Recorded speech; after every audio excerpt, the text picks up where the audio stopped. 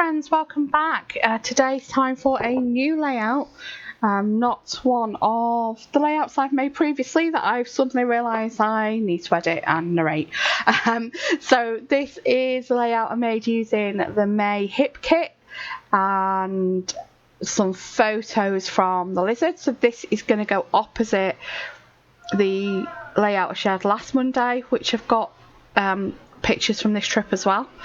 So these are selfies of myself and me with Mr. Ding, and starting here with a quadrant layout. This is actually a sketch from Shimelle's latest Start the Sketch class, so I can't share the sketch with you because it's paid for content from the class. Still wanted to share the layout though, even though I am using that class sketch. So there are a few things on it that are a little different to Shimelle's sketch, so it's not 100% true to the sketch, which is the whole idea, I feel, of using a sketch, is just using it as a starting point, and sometimes you'll end up with something that's exactly like it, and sometimes it's a little different. So starting here with a 12 by 12 piece of American Crafts white cardstock, the textured one, and then the papers with the ink splats of Vicky Booten from Let's Wander, and the other navy and white ones are the Stamp Market, the collection of papers that we got from the Stamp Market, and this Citron one as well is from the Stamp Market. The squares I've trimmed down to 5-inch square, and now I'm just matting the photos. I did start with like a 2 centimetre, just short of an inch border, so it's like a centimetre all the way around, but I decided that was too big, so I trimmed it down. The reason I'm talking centimetres because the photos are done on that old Creative Memories trimmer, which only has centimetres on it, with it being the European one. So I know what size the photos are in centimetres, so they are 7 centimetres by 4.5 for the larger two, and the little ones are the little ones are 7 centimetres by 4.5, and the bigger ones are 7 centimetres by something like 9.8 centimetres. It's just short of 10 centimetres. So they're backed on the Citron card, and now I'm looking through for the sentiments. You see me there, I keep the bottom of my thickest packets intact and cut along the long side, so it makes it easier to get them in and out. So going through now the cut parts from Stan Gang, and this is from one of the pattern papers, cut using the tag there, and a change, that's the journaling block for one of the others. There we go. Just feel that fits a little bit better. So working out my title now, at this point that tag is just being lost against the background, so I decide that I want to ink them, ink everything, but when I ink everything I tend to distress it too, so I distress all the edges with my distressing tool, which is getting a little blunt. I'm going to need a new one soon. I don't like using scissors because you end up blunting them too, but I had this for a few years now, so I think it's due to be replaced. Get out the Distress Oxides as well, and use one of the brown Distress Oxides to colour, to ink the sides of the papers. I'm just off changing the blending tool there.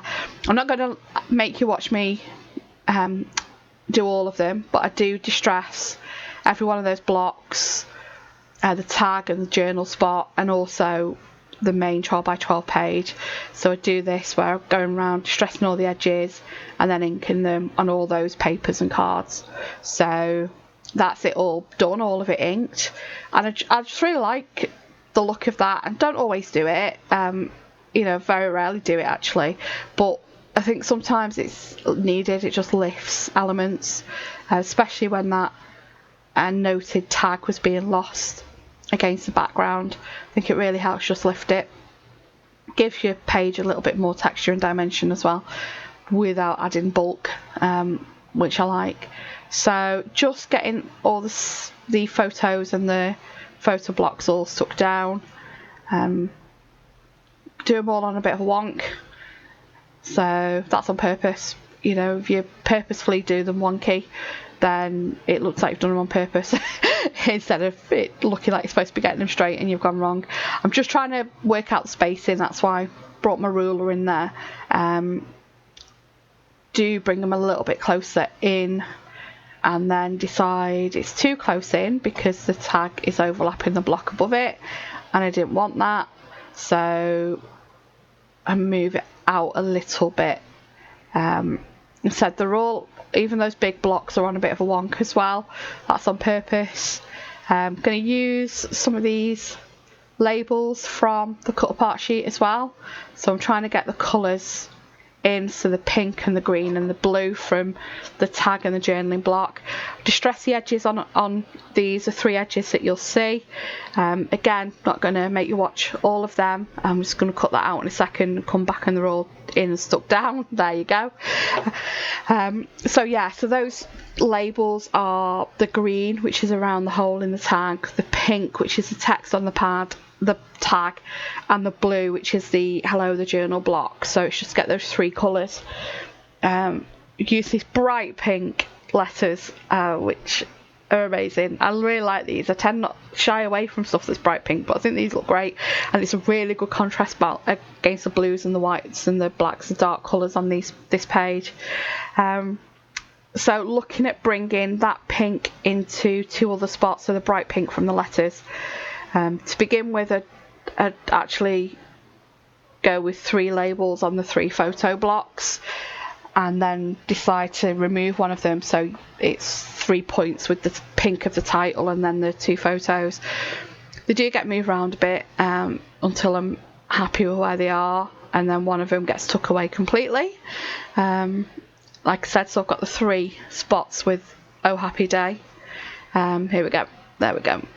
But yeah, they do get moved around. So I decided to bring in gold, some gold word strips. So I've got 3 points of them. So each of the blocks has got word strips on. And then now I do my usual thing here if you're not going to see all of that flower. So let's cut it up and put a bit of it elsewhere. So do that now. And that's got the green on, so that's 2 blocks, so the title block and that photo block with green on, so I just try and find something else that's got a bit of the green on as well to do a third. So I'm a bit undecided about this other pink flower, but I decided to go with it because it has got that green on it, and then we've got the flower on 3 spots as well, so I think it works. I shouldn't really overthink it so much, just it looks good, so let's just put it on there. Shouldn't be too precious about making sure I'm getting the 3 blocks. I really fancied using those hexagons, but I didn't think I'd be able to get them somewhere where it works, so I'll put them away. Do try to pop a bit of confetti on with these faceted gems. Not too sure about it. Get them on all 3 blocks. And I do actually end up removing them because I'm really not that happy. I don't like the look of them. I might end up playing again and trying again and maybe putting them elsewhere. I don't know, but as far as I'm concerned, at this point the layout's done once I've removed these gems. So bit of journaling about bee selfies of us down at the Lizard, and how I took loads of photos, so you know, basically I don't care. I'm having more than one layout about the same part of the trip. So yeah, journaling finished. It does go over the edges a little bit because I end up having more to say than usual. But that's it. That's the layout done. Thanks very much for joining me. Some photos coming up, so enjoy them. Thanks, bye.